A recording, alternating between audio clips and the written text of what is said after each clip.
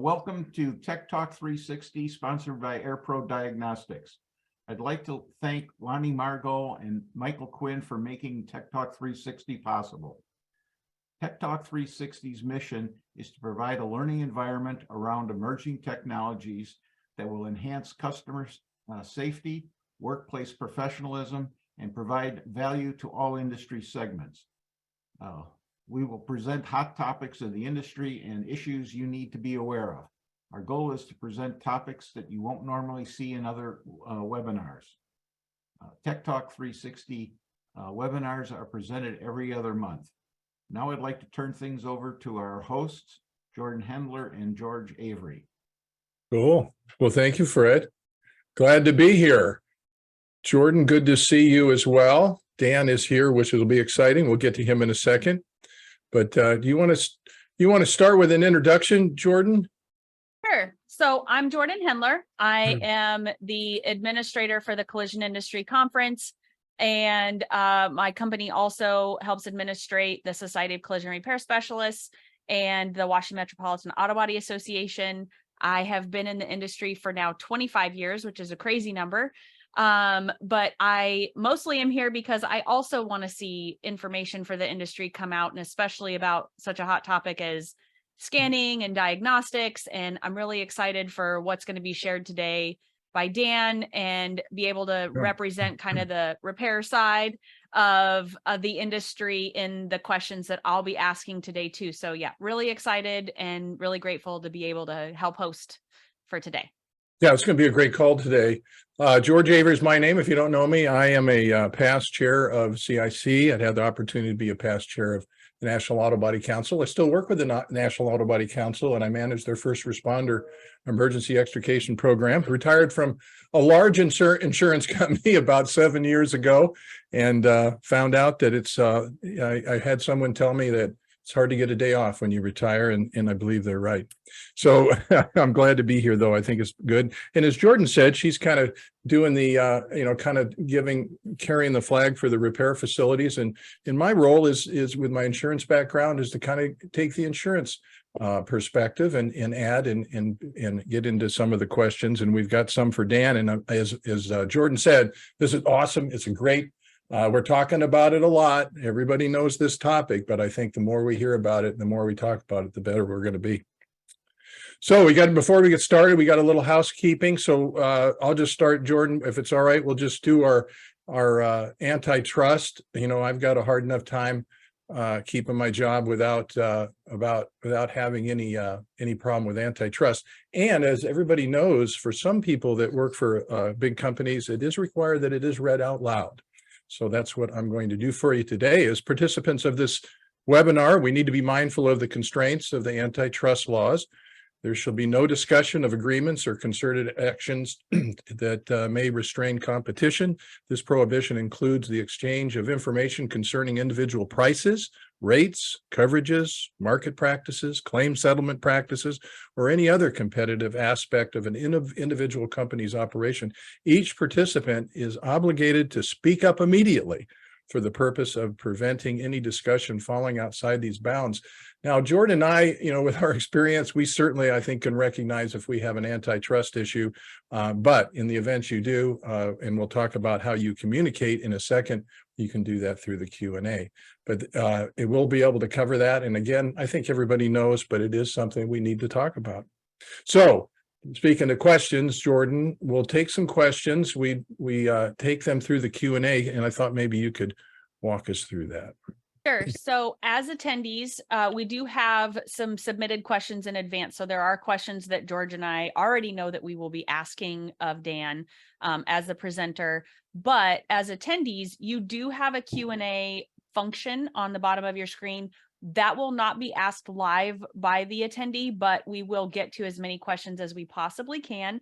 And there might be some, and we experienced this last call, there might be some duplicative questions where they're basically saying the same thing. So if you don't hear yours exactly, it might be that because multiple people asked the same question and we just combined them together. So we will get to as many as we can in the time allotted, and we will try to message you. So if you submit something through Q&A, definitely keep watching it, but it is available to you on your screen. Perfect. So it's going to be a good call, and we've got our guest. So we need to introduce someone that I don't think needs too much of an introduction, is Dan Risley. Dan has been around a long time, and I'll let Jordan chime in as well in the introduction, but Dan has been around a long time and has been, and I don't mean it because he's old. You're not old. I'm just saying you've got a lot of experience in a lot of different roles. I heard you chuckle there. But it is nice to have you on here, Dan. And Jordan, I think when you talk about ADAS, and especially what Dan's role is at CCC, is being the vice president of the quality repair and market development is really a plus. So I'm glad to have you, Dan. Thanks. Thanks, George. I appreciate the opportunity, and thank you to AirPro. Thank you to Fred and the TechTalk360. Thank you to Jordan and George for the opportunity to spend a little time with everybody today.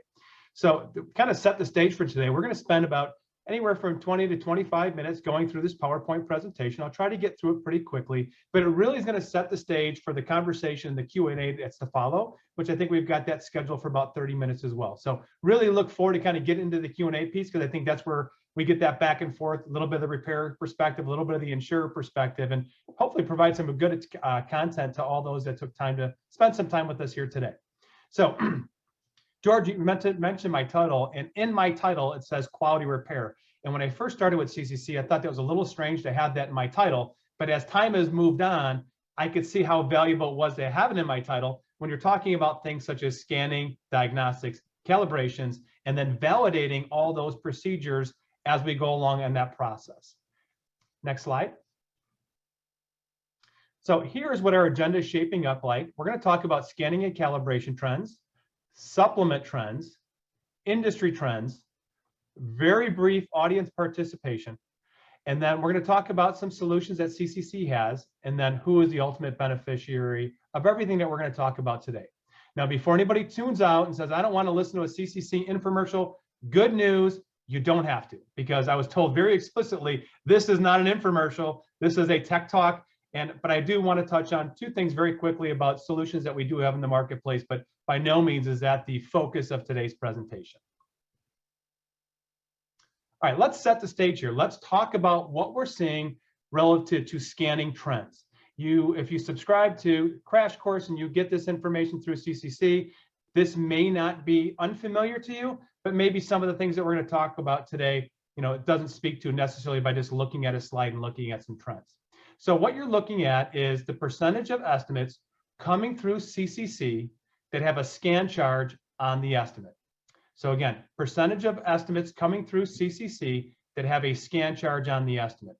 And if you look at the data, we have it broken out into different segments by the age of the vehicle. So starting from left to right, we have vehicles that are 1 year and newer, 1 to 3, 4 to 6, 7 and older, and of course the total, which is really just the industry average. So we're going to start at the end, and let's talk about the industry average and what the trend looks like there.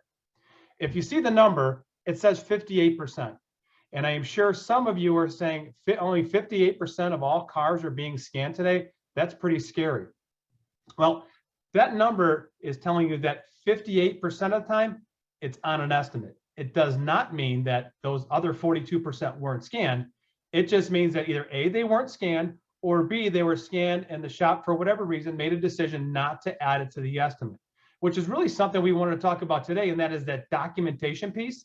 So if you're one of those shops that is doing scanning and not putting it on the estimate, even if you're not charging for it, take the time to document it, put it on the estimate, take credit for the work that's being performed, and be able to show that to the consumer of what you're doing. So again, 58% of the time it shows up on an estimate does not mean that the others aren't being scanned. It's just not showing up on an estimate. Now, from a trend perspective, let's swing all the way over to the left and let's look at newer model vehicles. And in that instance, we have 68%. That's Q1 of 2023, 68% of all estimates coming through CCC1 on newer model vehicles have at least one scan on the estimate. That's a pretty significant lift as we look at the trends. And more specifically, look at where we're started. So look at that graph on the left-hand side. Look at where we started, where that light blue is. That's showing you a slice of data from 2017. In 2017, just 6 years ago, only 5% of newer model vehicles had a scan, and now we're up to 70%. I would tell you that even though we're at 70, that may seem like a high number to some, there's a lot of runway there. I would anticipate that number continuing to uptick quarter after quarter, year after year. Where that number ends up finally lying, I don't know, but that number is definitely not going to stop at that 68%. Now, one more thing to kind of set the stage for today. When we think about industry averages being 58%, what does that really mean? Let me give you some context. The average age of a vehicle in a DRP shop today is 7 years old. Okay, so the average age of a vehicle in a DRP shop today is 7 years old. So just kind of quickly looking over to that chart to the right where it says 7 years and older, that's the average vehicle in a DRP shop today. So that kind of speaks to why that average is a little bit suppressed as compared to newer model vehicles. Next. Now let's take a look at that same slice of data, but instead of looking at scans, let's look at how calibrations are shaking out, okay? Same type of data slices. We have newer model vehicles, 1 to 3, 4 to 6, 7 and older, and then of course the total on the far right-hand side, which is the industry average. So let's start there. The industry average says 13% of all estimates coming through CCC1 have a calibration charge on it, which I would tell you, based upon industry knowledge, information that's being shared from car manufacturers, that number seems pretty low, comparatively speaking, as to where the industry would expect it to be. Now, there are some contributing factors as to why that number, I would say, is lower than what some would expect. First and foremost is, I think that the industry has a difficult time identifying what ADAS features are on a car, and then adding one more level or layer to that, of the ADAS features that are on that car, which ones actually are in need of a calibration. For the repairers out there, we all know there's not an easy button. There's not a dash light that pops up and says, hey, there's 3 ADAS features on this car that need a calibration. It doesn't happen that way. You have to do additional work. That's scanning that vehicle. It's doing a deeper dive into the OEM repair procedures. It's looking at the data coming off of those ADAS features to identify whether or not a calibration is needed. So I would say that number is low compared to where the industry thinks it will be. And I would say that similar to the scanning, but probably at a more accelerated pace, we're going to see almost a hockey stick effect on calibrations in this industry, where over the next couple of years, you're going to see a chart that has a huge upswing. And we're actually already starting to see that. If you look to the far left and you look at newer model vehicles, so again, 1 year or newer, we're at 25% of all estimates have at least one calibration on it. So that number is going to continue to uptick. Now, similar to the previous slide, look at where we started in 2017. Looking at that far left, looking at that first slice of data, in 2017, only 2% of estimates had a calibration charge. 6 years later, 26% do on newer model vehicles. Now, one more call out. I keep talking about this data showing a calibration charge on the estimate. I want everybody to know very clearly that calibrations aren't binary. It's not like a computer. It's not a 1 or a 0. You may have multiple calibrations on a car. So it's not like, hey, a calibration was included. You could have 1, you could have 2, you could have 3, you could have 4.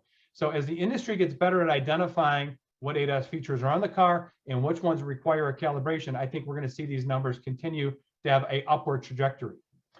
Now, again, looking at the industry average being at 13%, that does seem pretty significantly low, but maybe not. So take a look at, again, the average DRP claim is 7 years old. Look at that slice of data where a very small percentage of those vehicles are being calibrated. Should not come as a surprise, because if you compare a 2017 to a 2023, the 2017 is probably going to have far less ADAS features than that newer model vehicle. Now, in September of 2022, advanced emergency braking was on over 90% of the vehicles coming off the assembly line. So September 2022, over 90% of vehicles coming off the assembly line had advanced emergency braking. And if you have advanced emergency braking, everybody can kind of connect the dots here. If there's a front point of impact, or maybe a side hit towards the front, there's a very good likelihood that vehicle is going to require a calibration. So what does that mean to all of us? That means calibrations are going to continue to see a pretty big upswing in the foreseeable future. And it's not just something for us just to watch the trends and say, okay, the trends are going along. How are we as collision repairers, how are we as insurers preparing to handle that? And what are we doing to make sure we substantiate and document the work that we're doing on that particular vehicle? Next slide. Okay, I love these two charts or these two graphs because I don't think they get enough attention. And I think they're going to become more into focus as time moves on, where we see more scans and more calibrations. So let's take a look at the left-hand side. This is telling us when there's a scan on the estimate, or I'm sorry, when there's a scan on a repair order, where does it show up in the process? Does it show up on the initial estimate of record, or does it show up as a supplement 1, 2, 3, 4, 5, 6, 7, 8, 9, 10? So if you look at historically over the last 4 years, it's been pretty consistent. When a scan shows up on a repair order, 70% of the time, the industry is putting it on the estimate of record. 30% of the time, it's showing up as in a supplement 1 or later. So it's a question to the audience, as you're thinking through this, if you're gonna scan a car, does it make more sense to do it at the beginning of the process, or does it make more sense to do it as a supplement? I think an argument could be made that doing it earlier in the process lends itself to helping identify all the damage up front, as opposed to waiting on the back end where there's a surprise, right? So for lack of a better term, I'm gonna call that a pre-scan. And when we talk about documenting a scan up front, I want everybody to think of what's the value. If you're going to do a scan, you're going to be one of those people that's going to do a pre-scan. What are some of the value of documenting that and doing it up front? Okay, the first thing is, and this is a question out to the audience, if anybody's been to the doctor in the last 24 or 36 months, I don't care what your ailment was, the moment you walk into the doctor's office, they're going to do one thing. They're going to check your heart, right? They're going to check your heart rate. They're going to put a stethoscope up and they're going to check your heart rate. Why are they doing that? They want to get a baseline check of your health, regardless as to why you're there. I want you to correlate that to a car. When a car comes into your shop, why wouldn't you want to plug in that scan tool to check the heart rate, to check the baseline health check of that car before you even actually start doing any repairs on that car? You want to get a baseline of where that car is at. Now, that's important for you to capture the damage on the vehicle up front, but I'll tell you something else it's valuable for: capture rate when it comes to the consumer. So earlier we mentioned it, over 42% of estimates don't have a scan charge on the estimate, which means they may not be scanning, maybe they do. But think about it this way. The customer comes in for an estimate and you're plugging in a scan tool and checking the vehicle and talking about the safety systems and providing a document back to them that talks about what's wrong with this vehicle from an ADAS system and a safety feature perspective. And maybe they don't take their car to have it repaired right away and they take it for another estimate. And that shop doesn't do a scan. Where are you most likely to have the most trust with the consumer? With the shop that actually did a scan on my computer to check for the health and safety systems, right? The other thing it's going to allow you to do is to identify unrelated prior damage. So I don't care what shop you're at in the United States, when you are writing an estimate, one of the things that you do as part of your ordinary everyday process is take a picture of all the damage and all 4 corners of the vehicle, right? Why do you take a picture of all 4 corners? Because you want to document all the unrelated potential prior damage to that car. Why wouldn't we want to do the same thing in the estimating process to document any unrelated prior damage before we do any disassembly, right? So if you are going to be a person that's going to do a pre-scan, doing it on the front end is going to help you identify that potential unrelated prior damage. Now, from a consumer's perspective, I'll add one more layer onto that. It's not only giving them assurances and building that confidence and hopefully capturing the job, but it's also providing you as the shop maybe an upsell opportunity. If the vehicle is damaged in front and you can identify that there's a problem with the blind spot monitoring system, it's a great tool to be able to have a conversation with that customer and hopefully maybe have additional work on top of the job that you're going to be getting in the first place. So there's a couple of good reasons why you might want to document and do that up front as opposed to waiting later in the process. Now, I'm going to shift over onto the calibration side of the house, and let's look at that data from another perspective, or same perspective that is, and that is when there's going to be a calibration on a repair order, where in the process does it show up? And if you're looking at the screen, you're looking at the right-hand side, this to me is very, very concerning, especially if I'm an insurance carrier. So less than 40% of the time over the last 4 years, less than 40% of the time is a shop identifying that a calibration is needed during the estimating process, which tells me, doing quick math here, I'm not a math major, but over 60% of the time, that calibration is showing up as a supplement 1 or later. And that might be too late in the process. So we all know that typically if you have supplements, it maybe stretches out or elongates the cycle time, right? And if we elongate cycle time, of course, it has a negative impact just by virtue of data to support it, that CSI goes down. So we have a situation here that I think needs to be remedied as an industry, where we should look to flip-flop those numbers, where we're identifying those calibrations that are necessary sooner in the process. Now, what this data doesn't tell us is when those calibrations are being identified. So we know it's in supplement 1 or later, but is it after the vehicle has been reassembled that we recognize that it needs to be calibrated? Is it immediately before delivery that it was identified and it's really late in the process? Because the later you identify it, the more likely the cycle time is going to be elongated, especially in those instances where a lot of shops today have made the choice to outsource it to a third party outside of their facility. So maybe they're going to take it to a dealer or maybe another outside third party to do the calibration. Now you're talking about taking that vehicle, taking it down the street, again, adding cycle time versus perhaps using a provider like an AirPro where you could do those services in-house, whether it be a scanning or a calibration where it stays within your 4 walls. So it's really a number for all of us to kind of keep a keen eye on, because I think there's opportunity for everybody that's on this call, no matter what stakeholder you are, to change, flip-flop these numbers to make it more positive experience, reduce that cycle time, improve our CSI, and make it a better overall experience for the consumer. Next slide. Okay, this is just some further industry data and trends to kind of support some of the things I said earlier, that the expectation is that scanning is going to increase, calibrations are going to have a significant upswing. So what you're looking at here is the percentage of estimates that had at least one line on the estimate that had a repair, a replace, or an R&I of a camera, a sensor, a radar, or some ADAS related component. Now, I said earlier, the average age of a DRP vehicle is about 7 years, so you could kind of see where that's at. Less than 10% of those vehicles had a line item for a camera, sensor, radar, or ADAS related component. Move forward to current model year, almost 30% of the cars have at least one line item for that. So that's typically going to translate into scanning, calibrations, scanning, calibrations. Next slide. One more, and this is kind of, again, to help set the stage for what future trends are going to look like for us. So what I wanted to do is characterize what is the mix of vehicles on the road today and where are we seeing claim counts. So if you look at the dark blue, that's representing the percentage of registered vehicles on the road by model year. So if you take a look at the 3 to 7 years, that's where a lot of registered vehicles are on the road. The light blue is representing where we're seeing claim counts. And you can see, again, that 3 to 7 year is where we're seeing a lot of our claim counts coming in.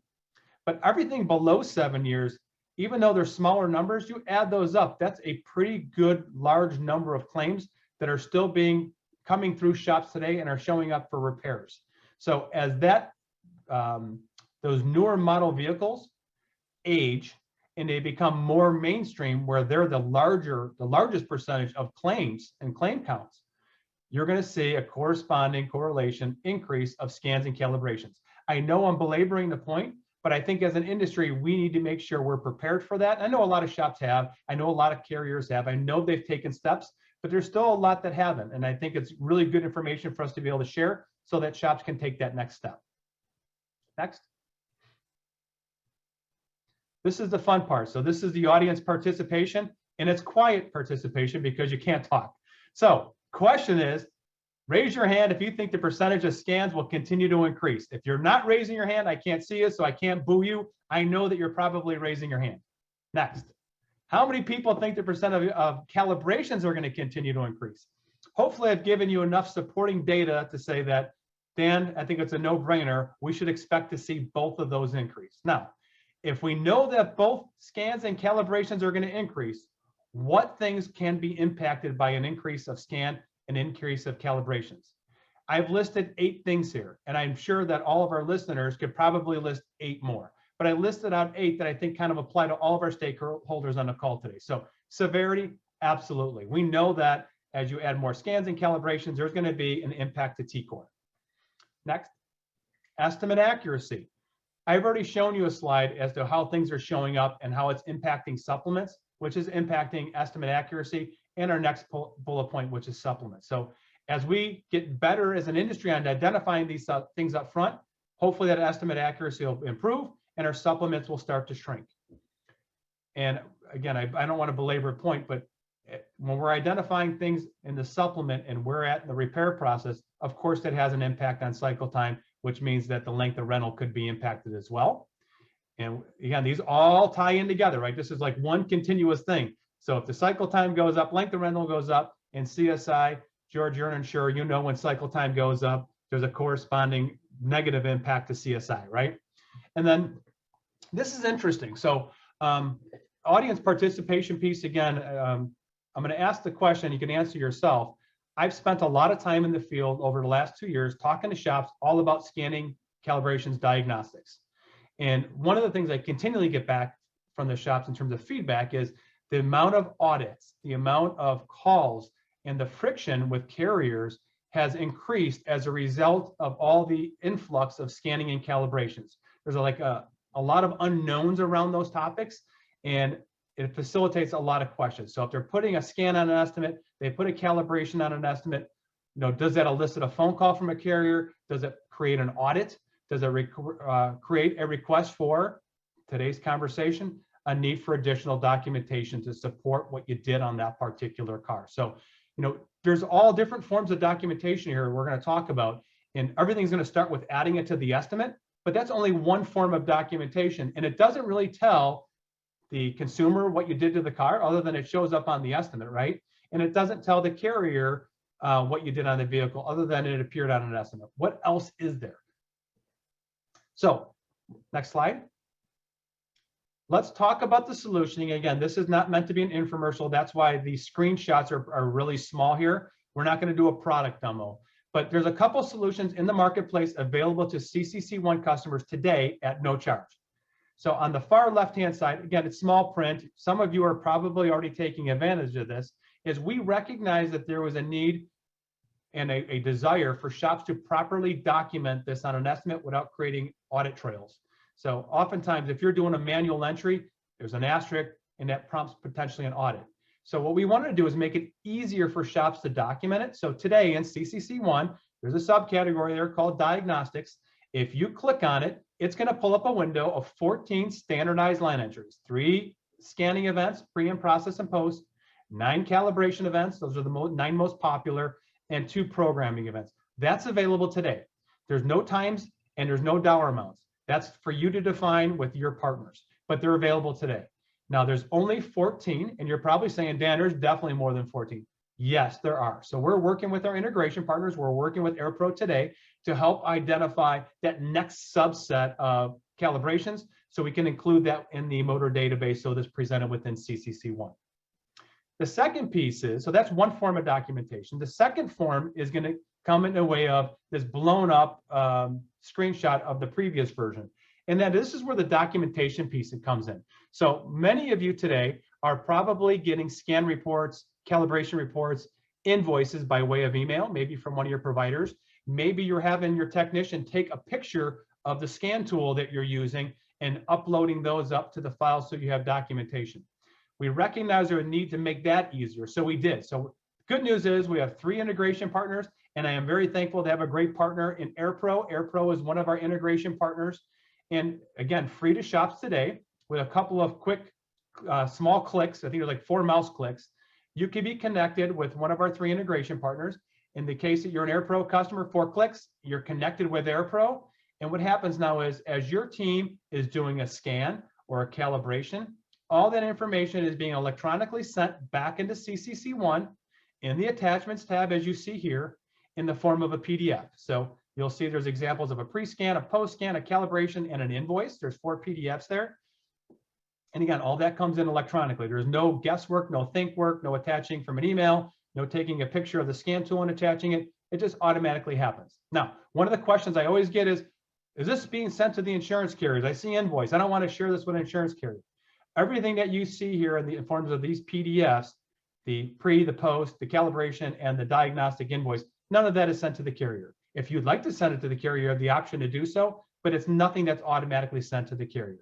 It's put in the attachments tab, so you have documentation to show the consumer, to show if you're on an OEM certified repair program, to show the OEM should there be an audit, or provide it to the carrier if you should be asked for supporting documentation. It's all there. Next slide. Okay, that was solution one. Again, that's all available to you today. If you're not taking advantage of it, contact your CCC team member and get connected. It's easy, 30 seconds or less. The second piece is a solution that it's an add-on feature. This is an add-on feature that we charge for. If you would like to take advantage of it, we released it at SEMA last year. It's called CCC Diagnostics. I don't want to get into the value prop and all that because today's call is really focused on verification, validation, and documentation. But you see there's 3 value bullet points above there. You can read through those on your own. But what I want to talk about is verification and validation. So here's a blown up view of that previous slide. So if you happen to be a subscriber of CCC Diagnostics, this is something that it will automatically take advantage of. So as you're doing that scan, as you're doing that calibration, and I said the PDFs are coming in, right? That's already you're taking advantage of that. That's free. That's part of the integration. Great. But if you wanted that next level, we could provide what you're seeing on the screen now. And that is in the events tab, you have a chronological history of what's taken place on this vehicle and when it took place. And all this happens electronically through our integration partner with AirPro. So if you look at the blue highlighted box, you can see on January 7th at 8:30 a.m., there was a validated diagnostic scan that was performed, okay? So validation that the event was done because we're able through the integration, seamless integration with AirPro to say there's a scan on the estimate and Fred's team was able to connect that and we're able to document that electronically now that a validated scan took place. If you look at the comment section, scan phase was a post-repair scan, scan type was OEM, and then the scan provider would say, in this case, it would say AirPro. And then the last piece, it says system generated. So what that's telling you is you can't manually do that. It either happened electronically or it didn't, and we could provide a validated event. If you move down to the 4th line, you'll see there's an unvalidated event. So if you happen to be a CCC1 customer that wants to buy CCC Diagnostics and not using AirPro or one of our other 2 integration partners, you can still use the tool. But everything you do will be manual and it will show up as unvalidated as identified in that 4th line where it says on July 6th at 2:47, there was an unvalidated diagnostic scan recorded. Scan event was a pre-repair, it was an aftermarket, and this person happened to be using a Snap-on device. So all of that was entered manually. So you could still use this tool, CCC Diagnostics, but you're gonna manually do all this, and you're gonna manually attach the scan results, manually attach the calibration, manually attach the invoice. So why do we wanna have validated events? Earlier, I'd mentioned that one of the concerns expressed by shops was that there's an inordinate amount of additional phone calls, friction, requests for documentation to substantiate scans or calibrations that were done on a particular vehicle because the carrier doesn't have insight in it. It shows up on the estimate, but that's it.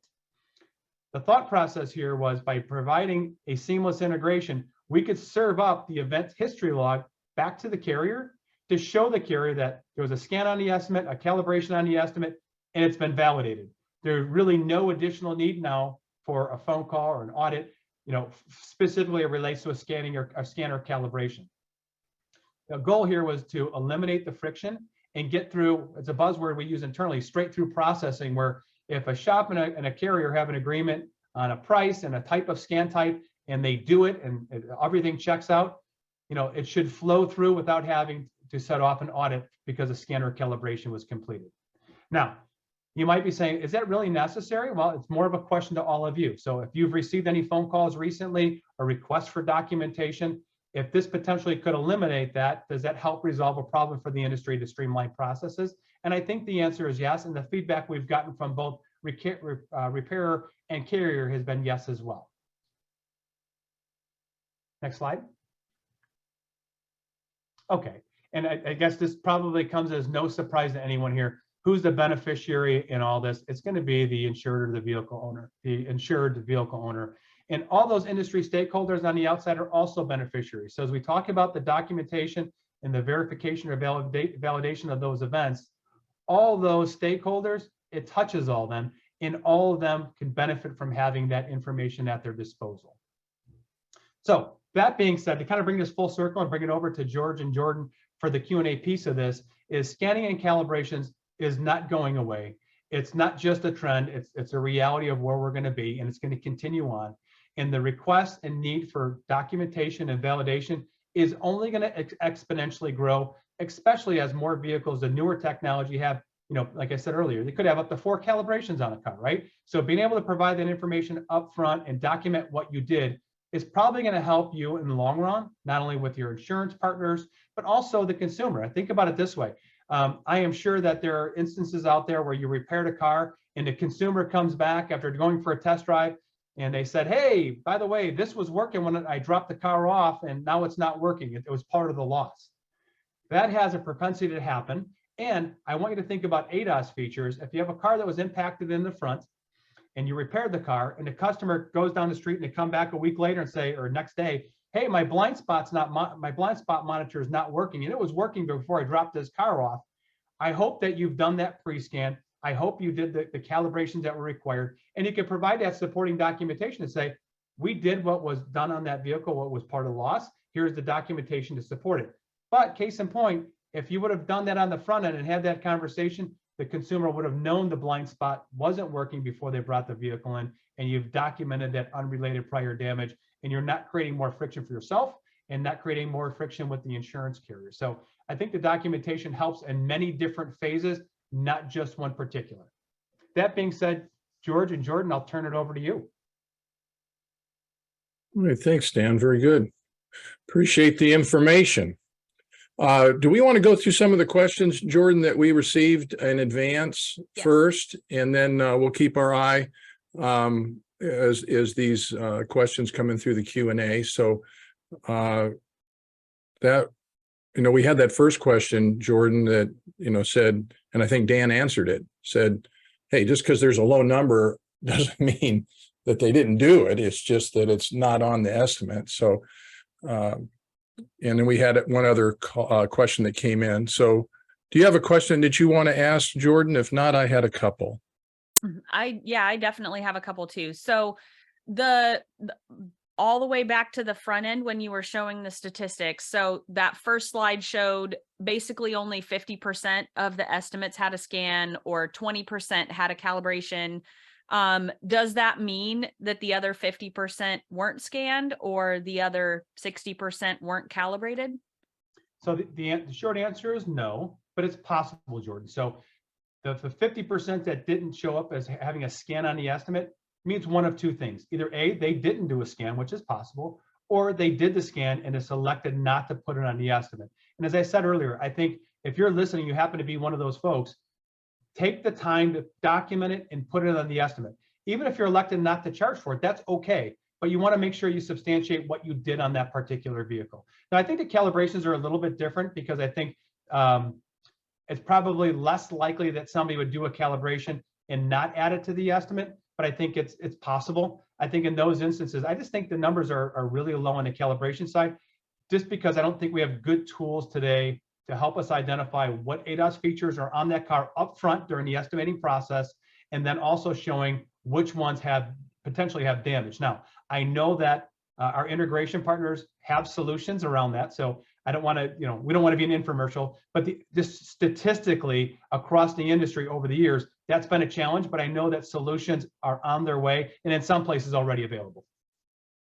So I would follow that up then, because my understanding, word on the street, is that it is, if you go looking for the information is available, especially through OEM, documentation that says whether or not a scan or calibration is required, given the circumstance or the vehicle model type, all of that, what's on board. But what I also hear is, what do I do if the insurer is the bill payer on the repair and they are saying that they will not pay for that to be performed? I hear that some people are leaving it off the estimate.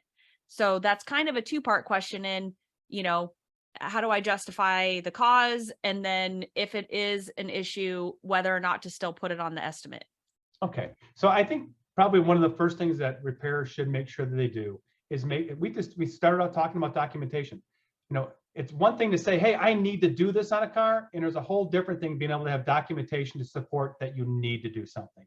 So you mentioned OEM repair procedures as being one avenue to do so. I know there's probably several different avenues you could take, but for a shop to do the research, I think being able to substantiate that and present that to the carrier probably changes the dynamic of the conversation versus, hey, I need to do this, right? Nobody wants to hear that. Tell me why I need to do it and show it. And I think those conversations are a little bit different. And at the end of the day, if that conversation continues down that same path and the shop knows they need to do the work, they need to make sure they put it on the estimate. And again, if you have to put $0, that's a choice and a business decision you got to make, but make sure you take credit for doing the work that you perform. Yeah, I agree with that. I think regardless of what your agreement is, and you need to keep in mind, policy language. There are some policies, and I'm not sure they get as granular to take care of, ADAS, but, there are provisions in the contract, which is number one. There are provisions that are inked in agreements, formal agreements. So that could have an impact, but I certainly agree. I think as a consumer, what was paid, of course, I'm always interested in what comes out of my pocket, but my point is I would like to have documentation of what was done to my car. I don't care what happened at the end. I just want to know whether that stuff was done. I had a conversation with Fred earlier about the fact that, and I agree with him, when I take my car in, I like to get a report. I think that was an excellent point that, initially it's like, what do I need this for?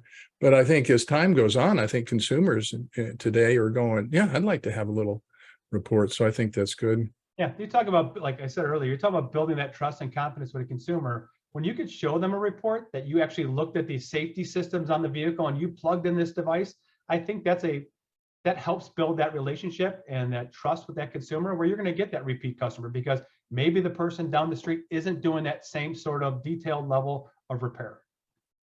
I would go one step further, even on the repairs, to advocate that position further, is even if it's not paid for, definitely make sure, and especially if you find out it's not paid for, have the conversation with the customer. They're still going to want it to happen. If you ask any customer whether or not they want their safety systems to still work after the repair, they're going to say yes. So they're going to say, no, I want you to scan and calibrate what needs to be scanned and calibrated, because I want to make sure that when I do a lane departure, that the little bitty light is correct and it's showing me that there is a car there or not. And that whole subsequent accident puts the repairer in danger too, of a comeback or an additional liability they didn't want to have or think that they needed to have. So I would just advocate to the repairers that even if a bill payer is not willing to compensate you for it, that you still need to have the conversation with the customer. They either need to sign off on it or they need to, make sure that it happens somehow. So I don't want to tell people what to do, but at the same time, I think that it's really important that the customer would be involved in whether or not it was done. So, and I'll tell you, so you talk about the conversations that shops would have with the carrier. I would tell you that the documentation, I'm going to reemphasize the importance of that, because especially as it relates to calibrations, because calibrations aren't so easy to identify, and identifying all the ADAS features and where those radar sensors are located, unless that vehicle is disassembled and you can actually point to something, it's difficult, right? There's not an easy button that says, okay, I plugged the, turn on the key and all these lights pop up. So I know that there are some vehicles out there where just simply taking off the bumper cover necessitates a calibration. That's a pretty difficult conversation to have with a carrier when, let's just say it's a key scratch or a scratch on a bumper, and it's like, hey, I got to take the bumper off, I got to paint the bumper. Oh, and here's this calibration charge. Whoa, what's this all about? I don't want to be the shop that says, I have to do it, and that's why. I'd like to be able to show why. I'd like to have some supporting documentation to illustrate the reasons behind the why. Mm-hmm. Much better conversation. Yeah.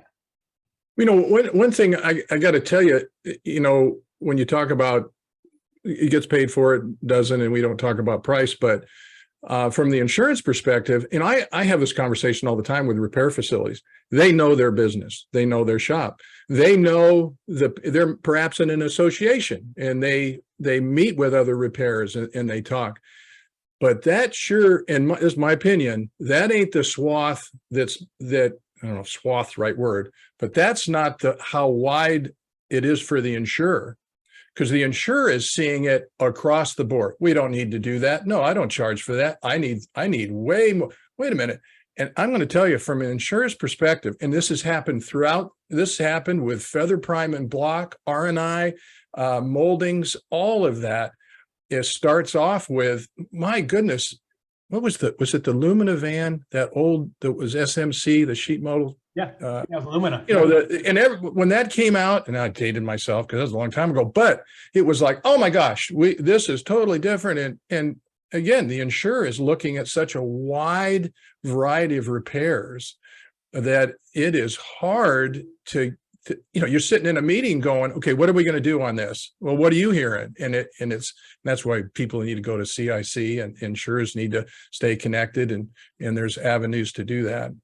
While I got the floor, I want to ask you something, Dan. Sure. I've asked this question several times, and I've got two different answers, and I'd like to know what your perspective is, especially from where you sit. You know, we sublet. So if you go back to, I think it was slide 5 with supplements and so on, and I think you touched on it a little bit, that if they outsource is a little different than doing it in-house. Well, I remember when you always outsourced AC recharge. I remember alignments were outsourced. I remember this time that unibody and frame was outsourced, and slowly repair facilities recognized that there's a way to, you know, a revenue stream perhaps that, you know, that it's better to keep them in, primarily probably to keep control of the car and help with cycle time. But my question is, I have had some people say, the question is, should it be outsourced, or are we going to see in the future where everybody has it in-house? And I really expected, now I think everybody will follow the trend, as I mentioned, with AC and alignment. I've had some people go, no way. They need to outsource. There's no way to take it inside. And then the level floor space, all this starts to come up. Then I talked to somebody on the other side who goes, no, you can do it in-house. There are tools out now that compensate for an unlevel floor. There's just lots of things, and I know they're going to get better and better. So my question is, do you see, when you see that supplement activity, especially on the calibration side, do you see it all coming in the shop eventually? Because I think insurers are trying to decide, look, is this an outsourced thing? Do I need to start making some other relationships and doing some things? Is that where we're going, or is it going to be in the shop? And if that's the case, do I have a basis, you know, for the payments that are covered under the policies? The question is, do you think the future is outsource or in the shop? I've got a really long answer here. So that was a long question. It was a long question. There's in-house, there's in-house sublet out, and there's a lot of different categories here, George. So I'll work with you. Right. I get it. There's outsourcing where I take the vehicle physically to, as an example, maybe a dealer. Or there's outsourcing where maybe there's a third party where, again, the vehicle physically leaves the facility. And then there's in-house repairs where the shop does it themselves, or an in-house repair where they're working with an AirPro, for example, which some people say, oh, that's outsourcing, but no, but the vehicle's staying on premises, right? So I'm old like you, George, maybe not as old, but I'm old. And I have a lot of history here too. And I've seen a lot of things when new technology has been introduced to the industry. Initially, a lot of it's outsourced.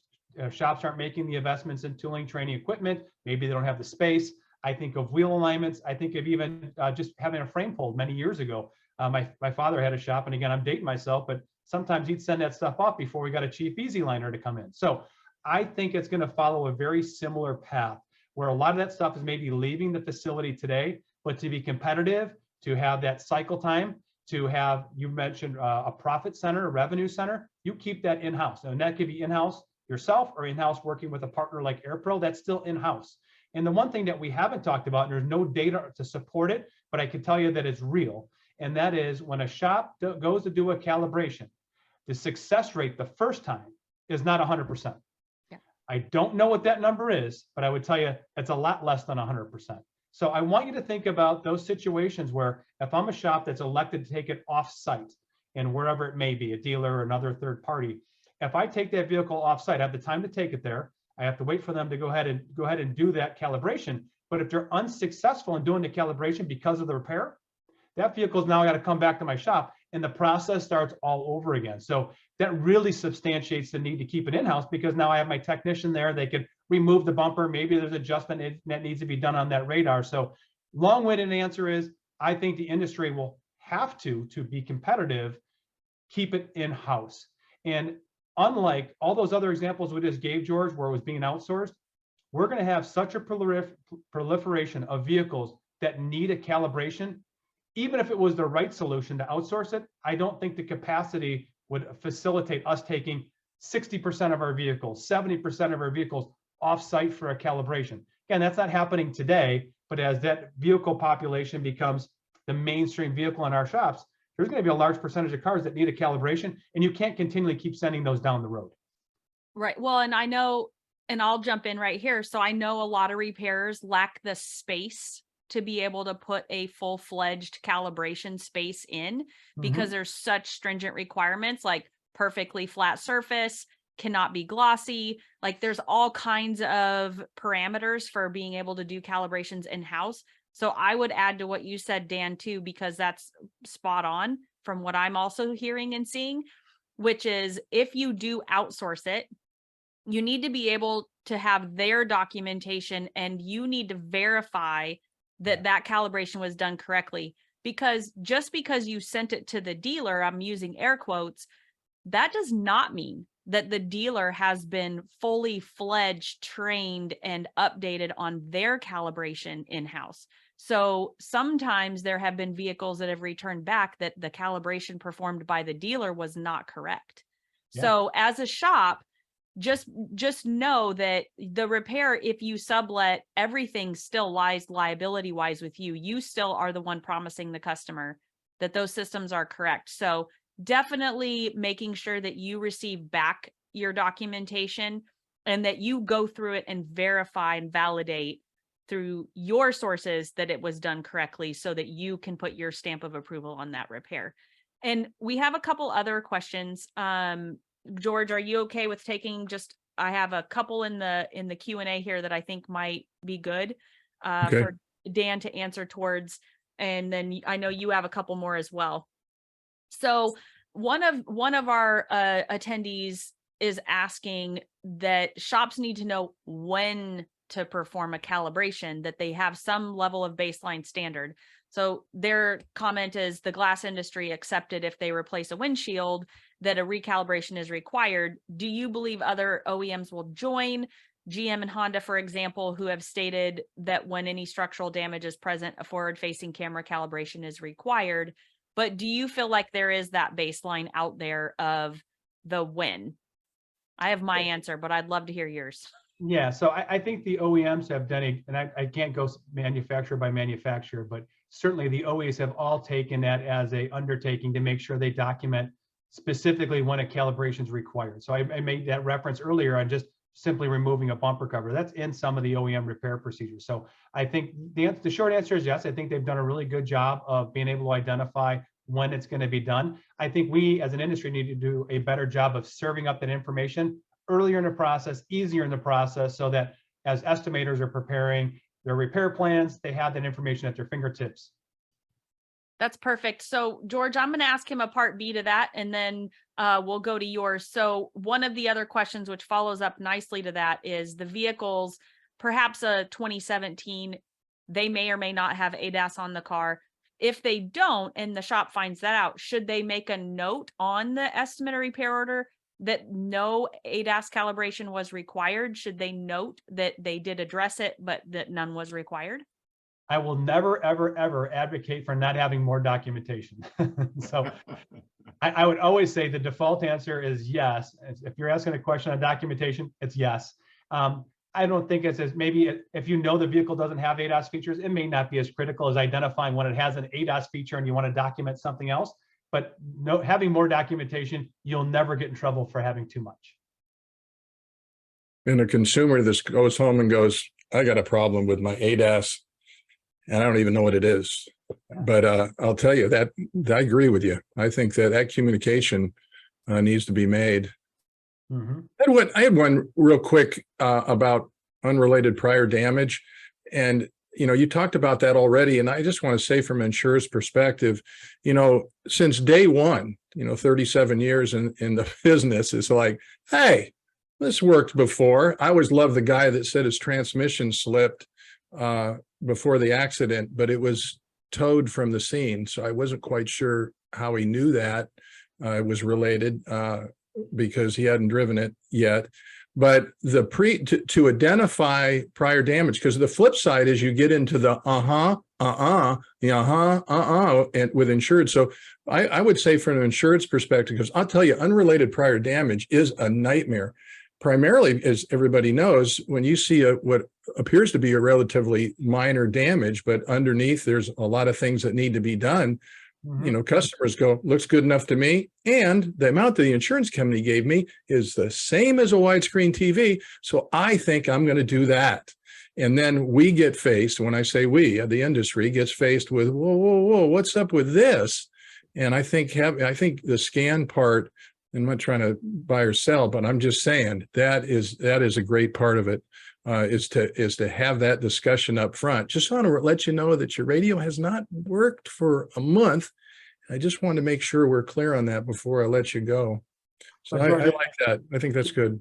Being that you're the former insurance carrier on the call and representing the insurer view, can you think of a time where a select service shop should not have taken a picture of all four corners of the vehicle? On a total loss? Yeah, well, yeah, I think documentation, you know, you're spot on when you go, I don't ever see where you can't have too much. The only trouble there is that takes time. And, you know, there are a lot of things in the industry where we're okay. Like I remember people requiring pictures being taken on R&I parts. I'll pay for the R&I, but I would need a picture of it. I need documentation. And I think over time people went, look, you know, and I just, that's why I asked you the question about what the future is. I think that, you know, we need to get past this. And that's one of been my biggest complaints is and this one's a little more complicated, but you know, you can only talk about feather, prime, and block, R&I parts in continuous film, all that. But you need to get past it because you got repairers that are sitting there going, what do you want to do? And the insurer's going, well, we've got that in committee. We're taking a look at it. And they go, well, I have the car right here in front of me right now. So I need to do something. And back to what I said before, how wide a swath that the insurers are faced with. So Jordan, I know we're coming up on the time and that's basically what I had, unless we want to pick one up of someone who sent in a question. The only other thing that I was going to backtrack to maybe is the opportunity for revenue stream. I know that you had mentioned that as part of your presentation, Dan, is, you know, a lot of shops are utilizing this as a revenue stream. But I also would piggyback. I think the more important last 3 minutes we could spend here is on the necessity and safety of all of this. It's not something you can just disagree on with a carrier over a customer's car and not have a continued conversation after that. So I don't know which lane you would like to speak towards, whether it's the opportunity that shops have to embrace this, because George is saying we got to get past it, and I think we're way far from it. I think we haven't even gotten I didn't see where it was. You know, I don't think we've gotten to it, through it, or past it at all. I think that there is a small minority of shops who are embracing it and are utilizing it for a revenue stream. But I think the vast majority, per your numbers, are completely missing the mark. So I think as far as like the differentiation in your mind, you know, what's the level of importance of this conversation at this point? Well, the one thing that's valuable for me is I'm agnostic. So I can't be Jordan, I can't be George. So my swim lane is right in the middle. And whether or not a shop chooses this as a profit center or revenue center, I mean, that's going to be up to them and as a business decision, right? I think the important thing to understand is if you want to be more competitive in the marketplace, if you want to build trust with consumers, if you're concerned about cycle time, hey, let's remove cycle time out of the equation. Let's talk about just throughput.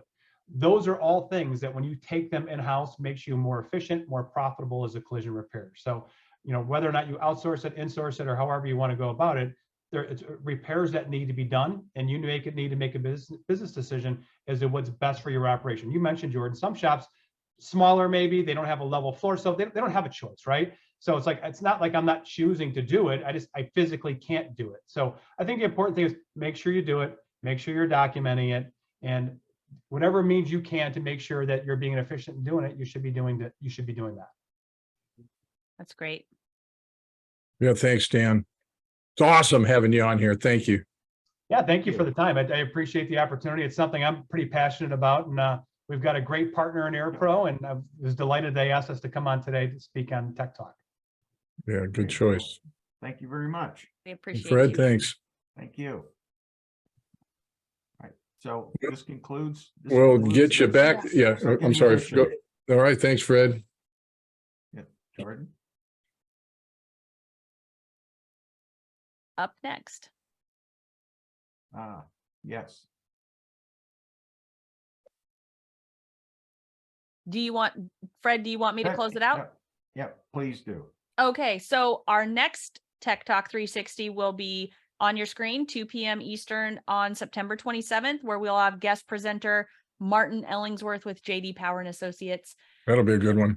I don't think you should miss it. No kidding.